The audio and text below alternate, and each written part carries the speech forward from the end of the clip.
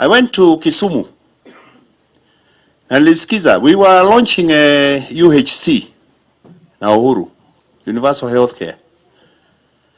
Nikasikiza huyu mzee. Na nikasikia rais. And I understood. They know where we've come from. They know where we are.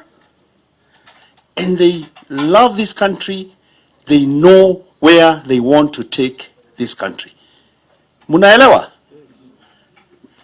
Ni wangapi hapa mnakubaliana na hiyo agenda ya Raila Amolo Odinga na Uhuru Muigai Kenyatta? Mikono juu. Wakati alisema Kibaki tosha, mlisema yeye ni jaba. Nema. Let me tell you people, for posterity, for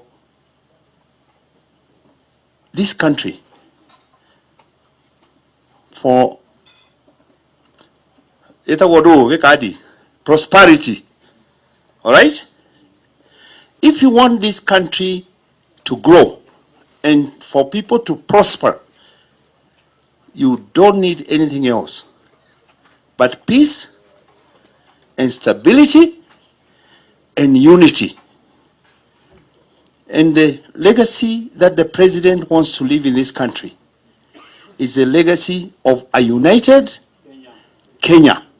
Na muridikane kila wakati Wakikuyu na Wajaluo wanaungana, tunashinda. Hiyo ni kweli ama ni uongo?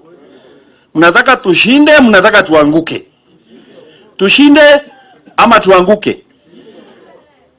Ni wangapi mnakubaliana na mimi tuwe na Mandela moment?